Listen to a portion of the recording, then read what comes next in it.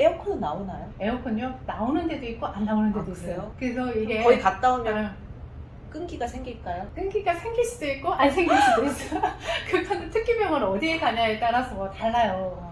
우리가 생각했을 때 막 군인은 막 건강하고 막 체력적으로 막 강하고 이렇게 생각하지만 네. 우리 대한민국의 남자들이 다 그렇게 강한 사람만 있는 건 아니잖아요. 그렇죠. 그런데도 병역의 의무를 하고 온다는 거는 그 사람한테 맞는 특기병들이 있다는 얘기거든요. 그래서 기숙사 생활도 힘든 게 두드러기라든지 잘 때 이제 네. 조용해야 자시는 분이라.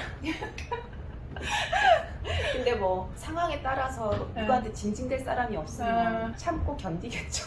그러니까 이게 제일 많이 걱정하시는 부모님들이 정신과, 그러니까 다른 분들은 그렇게 그 걱정을 안 해요. 근데 이 우울증이라든가 공황장애 그리고 뭐 ADHD 이런 것들이 있는 아이들이 한 1년에서 짧게는 길게는 뭐 한 3, 4년 정도의 병원 다닌 기록이 있는 분들이 그걸 챙겨가지고 가야 돼요. 그렇죠. 그런 거 챙겨갖고 가야 돼. 근데 이제 그거조차 이게 아들한테 뭐 그러면 어떡하나, 그래서 판정을 받고 싶어 하는 분들은 대부분 미리 내가 병부석에 가기 전에 한번 알아보고 더 챙길 거를 챙겨서 가겠다 이런 마음이 드실 수 있는 게 그런 경우가 많아요. 그러네요. 제가 봤을 때도 어쨌든 사회 부적응하거나 그리고 이제 그런 우울증이나 그런 정신적인 질환이 있으면 군대에 갔을 때 견디기가 힘들겠네요.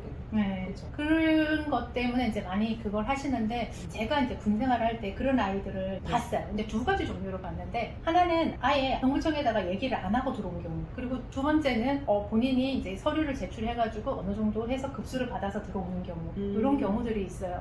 전혀 이제 안 하고 들어오잖아요. 그러니까 병역 그 검사 갈 때 그런 거를 안 챙겨간 거죠. 하나도 안 챙기고 가가지고 오면 군대 와서 증상이 좋아질까요? 안 좋아지고. 그거를 미리 군대에다가 얘기를 해서 그걸 이제 알고 있는 게 좀 더 생활하기가 편한 건가요? 두 가지를 걱정을 많이 해요. 왜 걱정을 하냐면, 하나는 이걸로 인해서 내 아들이 불이익을 받지 않을까? 그러니까 낙인을 지키는 거죠. 낙인 찍히는 것도 그렇고, 그리고 이걸로 인해서 어떤 특기병은 못 가는 경우도 있어요. 그러니까 지원 자체가 제한되는 신체적인 조건에 의해서 공개하기가 좀 조심스럽죠. 그렇죠. 조심스럽죠. 왜냐면 어쨌든 내 아이가 문제가 있습니다라고 이제 어쨌든 기록에 남으니까.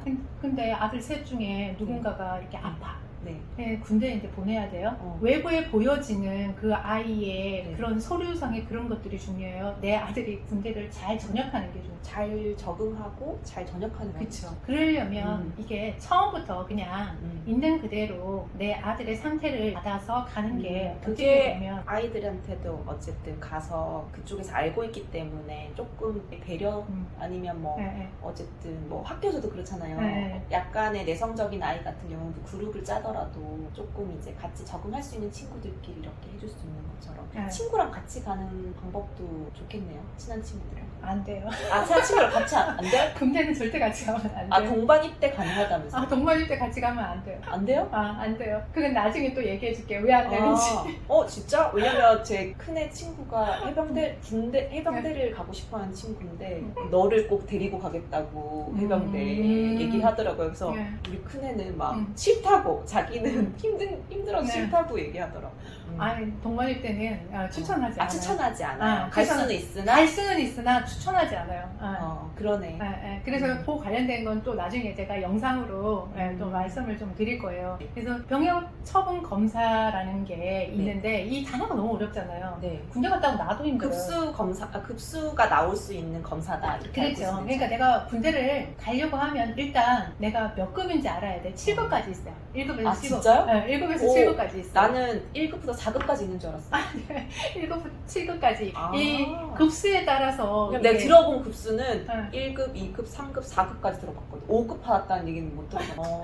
1급, 2급, 3급, 4급, 5급, 6급, 7급을 왜 나누고 있어요? 어떤 아이가 갈 수 있는지 세세하게 나누기 위해서. 그러니까 자격 요건에 따라서는 체력이 정말 중요한 특기병들이 있어요. 그럼 체력 검사는 가서 뭐 해요? 그러니까 달리기도 시켜요? 그런 것도. 그러니까 진짜? 신체 검사 자체는 그런 거 없어요. 우리 왜 건강 검진 받잖아요. 그러면 뭐 몸무게도 재고, 다 하죠. 몸무게 재고, 시력 검사하고 이런 것들, 그리고 뭐 윗몸 일으키기 이런 것도 시키나요? 아니. 그러니까 이게 혼돈하면 안 되는 게, 신체 검사는 말 그대로 그냥 몸 우리 건강 검진 받는다고 보면 돼요. 그럼 병역 판정 검사. 그래서 병역 판정 검사가 그거예요. 그냥 신체적으로 이상이 있나 있는지 없는지. 그것만 보는 게 병역 판정 검사예요. 그래서 1급, 1급에서 7급까지 등급을 주고 이 등급을 받은 아이들이 이제 지원을 할 수 있는데 이 지원에는 1급이 신청할 수 있는데 2급이 신청할 수 있는 데를 자격 요건에서 제한을 두는 것들이 있어요. 어떤 거냐면 뭐 특임이라든지 특임 군사경찰이라든지 뭐 예를 들어서 뭐 특전사 같은데 뭐 이런 도에는 신체 등급 그러니까 병역 판정 검사의 등급에 따라서 지원을 할 수 있는 거예요. 내 아들이 건강하고 그러면 1급 나오겠죠. 그러네. 네, 1급 나오는데 1급이 생각보다 요즘 많이 없어요. 아 진짜요? 왜? 뭐 때문에? 아이들이 건강한 것처럼 보지만 일단 안경 쓰잖아. 아 시력이 많이 안 좋은 아이들이 많고. 맞아요. 코로나 때 화면 많이 보고 줌 수업하면서 눈이 맞아요. 좋았던 애들도 많이 나빠졌더라고요. 네, 그런 경우도 많고, 그 다음에 이제 두 번째로 이제 아이들이 그 외에 이제 허리라든가, 그 다음에 뭐 목, 뭐 그런 것도 많고, 그리고 이제 선천적으로 또 그런 걸 가지고 있는 아이들이 있어요. 우리가 모르는 그런 것들. 그래서 보통 이제 보면 1급이 제일 건강하고, 그 다음에 2급은 1급 기준보다 조금 떨어지긴 하지만, 그래도 급수상으로는 2급이 나올 수 있는 정도가 되면 2급을 줘요. 그리고 3급도. 4급은 이제 선택할 수 있어요. 그러니까 보충력이냐, 아니면 협력이냐. 나는 4급이면 무조건 네. 안 가는 줄. 아니에요. 아, 4급. 그렇구나. 몰랐구나. 그래서 4급은 그거를 이제 선택할 수 있고, 5급은 전시 근로역이라고 해요. 단어 어렵죠. 그럼 공익은 몇 급부터 가는 거예요? 공익이 4급. 4급부터. 4급부터가 아니라 4급만 가는 거예요. 5급은 안 가고. 5급은 전시 근로역이라고 해서 전쟁이 일어나면 병역으로. 아 그러면 차출되는 거예요. 4급은 공익 뭐 동사무소나 뭐 네. 그런 그런 공공소 거. 같은 데 네. 가고 네. 5급부터는 그러면 아예 군대를 안 가는 사람들. 근데 이제- 나중에 전쟁이 났을 때 그것도 급수에 따라서 아, 5급은 이제 전시 근로역이라서 와야 돼. 전쟁이 일어나면. 근데 6급은 또 이게 면제예요. 그러니까 다 면제야. 네. 아예 안 되는 거지. 아, 이 사람은 군대에서 뭐 신체적인 걸로 안 될 수도 있고, 뭐 정신적으로 안 될 수도 있고, 기타 여러 가지 이유로 안 된다고 하는 게 이제 면제. 오늘 진짜 새롭게 안 거는 1급부터 7급까지 있다는 사실이 너무 쇼킹한데요. 나는 4급까지 있고 4급은 공익하고 나머지는 그냥 급수가 없이 그냥 이제 군대를 안 가는 면제. 네. 면제 대상 네. 1급부터 4급 이렇게 있는 줄 알았어요. 네. 그런데 7급은 뭐냐면, 7급은요, 검사를 했는데 이게 판정이 안 돼. 왜냐면 이제 치료를 더 해야 되는 경우. 예를 들어서 내가 뭐 양악 수술을 했다. 그러면 치과 진료가 좀 남아 있잖아요. 그런 아이들 예를 든 거예요. 그렇게 되면 1년 후에 다시 병역 판정 검사를 받으라고 7급을 줘요. 그러면 그런 얘기는 좀 들었었거든요. 일부러 군대 가기 싫어가지고 살을 찌운다던가 군대 가기 싫어서 살을 뺀다던가 그런 친구들은 만약에 그 몇 급 정도 나와요? 그게 급수가 그때 달라? 아니 기준이 있어요. 기준이 있어서 내가 키에 대비해서 BMI라는 게 이제 측정하는 기준이 있는데 그 기준에 이제 들어가냐 안 들어가냐에 따라서 이제 급수가 나누죠. 정말 너무 마르고 정말 너무 이제 뚱뚱하면 4급 뭐 5급 대충 기본적으로 한 4급 정도 나오는 건가요? 그러니까 5급이라는 개념은 없는 거예요. 그냥 4급.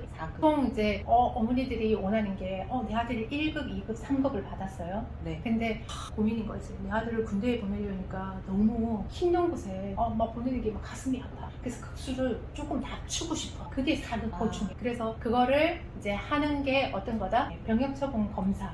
그런 용어를 쓰고 그거에 하기 위해서는 병역 판정 검사를 받는 거예요.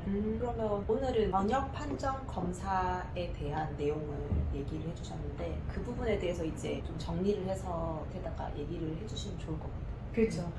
우리가 이렇게 대화하는 거를 계속 막 전문적인 용어를 쓰면 재미가 없어요. 유튜브. 아니 근데 군대 얘기가 딱딱해질 수밖에 없는 것 같아요. 어쨌든 설명을 해야 되고 보직이 어떻고 뭐 이런 일정이 어떻고 막 이렇게 하셔야 되고 이렇게 하다 보니까 그래서 요거에 관련된 뭐 어떻게 그거를 이제 어떻게 알아보고 병무청에 들어가서 어떻게 하는지 간략하게 밑에 내려서 적어 놓으시면 더 하기가 편하실 것 같아요. 그렇죠. 그래서 이제 설명하는 부분에 거기에다가 그 절차는 어떻게 하는 건지 해드리면 훨씬 보시는 게 좀 편할 것 같아요. 그렇죠.